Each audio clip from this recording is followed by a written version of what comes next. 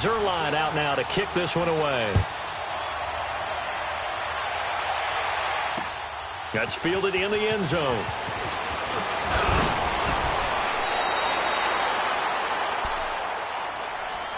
And here now come the Falcons. And the interception thrown in the red zone last time. We'll see if they can rebound.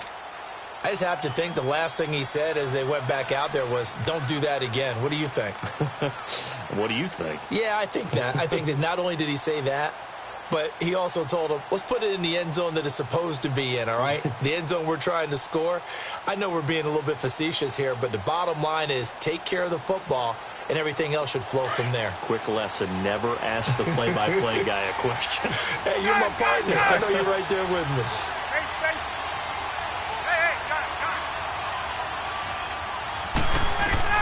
Trying to shake off the interception. He'll look to throw. And finding the tight end Hooper. And he'll be corralled right around the 34. It'll be a gain of 10 to start the drive out, and by a few inches, that'll be a first down. Left. Gun. 11. They'll throw on first down with Ryan. It's a short one here, complete to his tight end. And he'll be brought down right around the 37. The completion good for 3, and it's second down. Gun.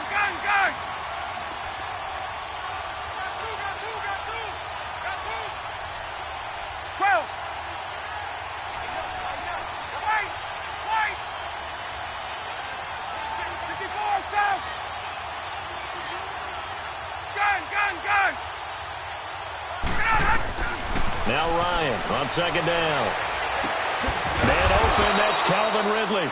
And they'll get this well past midfield before being stopped just before the 35. A good pickup there, 26 yards.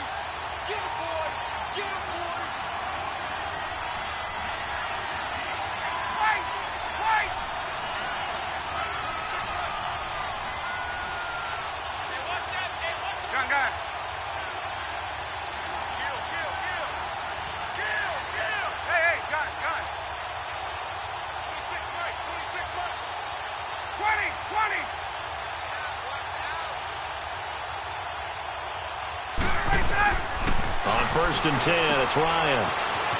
It's a short one here, complete to the tight end.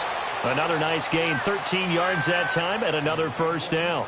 Well, this is how you shake the thoughts of that interception on the last drive. You come out and start this one 4 for 4. And watching him throw it around with that type of confidence reminds me of a guy I played with way back when who told me, I don't care if I throw 10 interceptions in a row. I'm going to stay confident, keep flinging it. I just figured there's something wrong with the football. Hey, Tuesday. There we go. Hey, Rick Lance. Hey, Tuesday.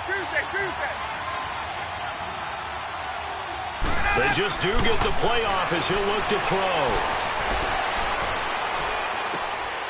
It's going to be caught. 23 yards on the play. It's been all passing all the time on this drive. 5 for 5, and now first and goal. Feels like a case of until they stop us, we might as well keep running the offense that we like to run. Don't change up and do something different just because you think you need to.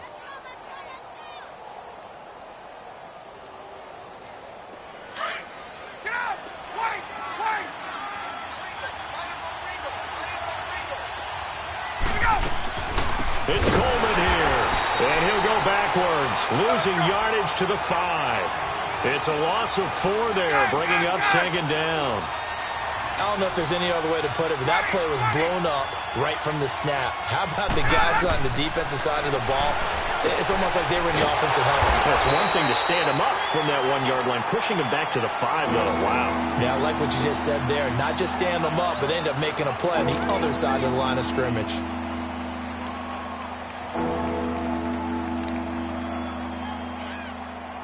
The Ram fans in this old stadium on their feet. Third and goal. On the keeper, here's Ryan. And he gets in. Touchdown, Atlanta.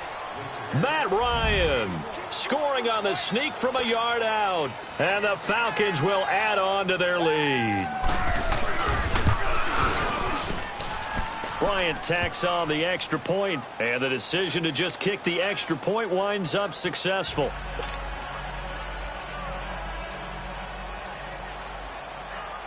Here's Bosher to kick it away.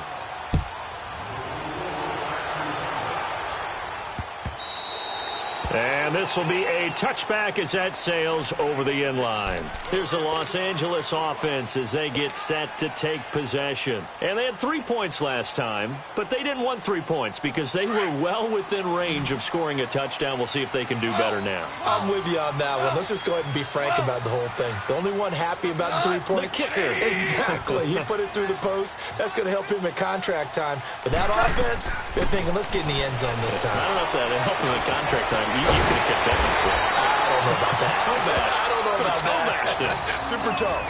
First play of the drive going for 14 and a first down. Some think that teams really won't throw a slant route unless you have a receiver that has a lot of stature to him. But sometimes the little guys, they get lost in there. People can't really locate them, and they run that quick cut on the slant, and oftentimes they can turn it into big plays.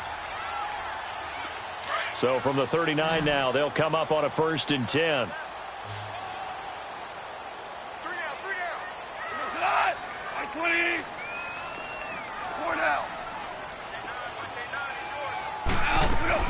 They'll run it now out of the gun. Nowhere to go that time. He maybe got a yard up to the 40.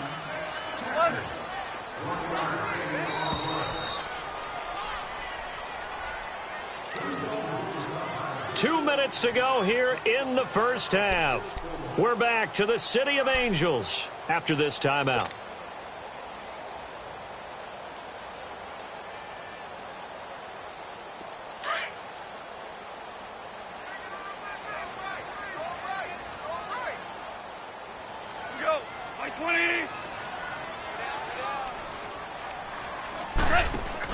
They go play action with Gurley. Now Goff. Throw left side, complete to Cup. A Ram first down as Goff finds Cup. I like watching the wide receiver screen because it's a real teamwork play. Because guess what? The guy catching the ball, he'll get all the credit. But how about the people up to block in front of him, either fellow receivers or offensive linemen? That makes that play a really nice timing play, and sometimes it can break big.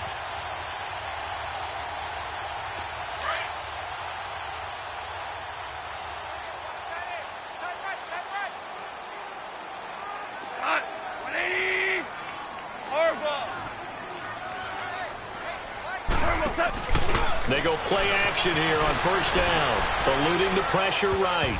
Oh, incomplete. The rookie had it and lost it there. And it'll be second down. Well, partner, after the conference championship games, there was a lot of talk about the overtime rules, understandably so. Do you think that anything needs to be changed in the NFL overtime situation? I don't think so. And you got to remember, I'm an old crone, all right? So here's the deal on it. The NFL jumped into popularity with an overtime game, the Baltimore Colts being the New York Giants. Back in, what was it, 1959, 58, 59?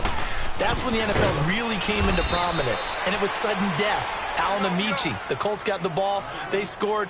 No one talked about anything but, boy, what an exciting game. As time went on, people started talking about fairness. So the overtime rule finally got changed. If you score first with a touchdown, the game's over. Otherwise, you keep playing. I think that's pretty cool. And in our 2 championship games this year, we had overtime in both. Tom Brady and the Patriots won the toss, went downfield, scored a touchdown, ball game. Drew Brees and the Saints won the coin toss, threw an interception. The Rams kicked the field goal. Looking for Cooks, and it's intercepted. It's Desmond Trufant. And he'll take this back all the way up past the 45-yard line. When a team's turned it over 3 times in the first half, we just look at the offense and say, guys, what are you doing? But instead, we really should be looking at the defense. They've created the takeaways. 2 interceptions, 1 caused fumble. They played awfully well swarming to the ball here in the first half. Very good starting field position for the Falcons offense as they come up 1st and 10.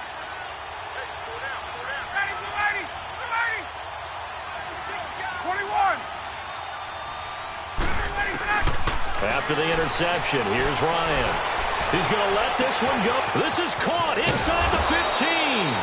And oh, so close as he takes it all the way to the 2-yard line. there will always be a place for methodically marching the ball downfield. But when you can pick it up in big chunks and strike like that. And he will take it in for a Falcon touchdown.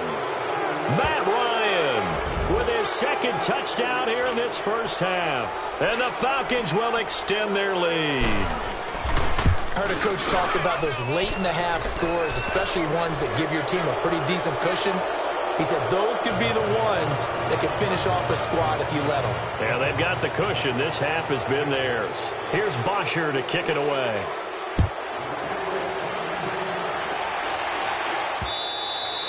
And they will not get a chance to return this one as it's through the end zone for a touchback. Now the Rams offense, they work their way back on the field. And what do you think goes on here in this situation? If you got the football, you're trailing, you're back in your own territory with just a little time. Do you try something? You're thinking about jump-starting your team, right? You just mentioned it. They're down. They're trying to get back into the game.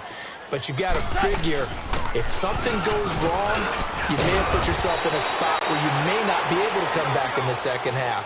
Managing risk, this is a big decision here. It's a 7-yard carry to set them up with a 2nd and 3.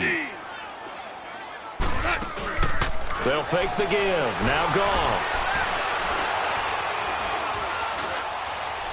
And that one goes incomplete. He's maybe lucky it wasn't a fumble as he got hit as he threw it.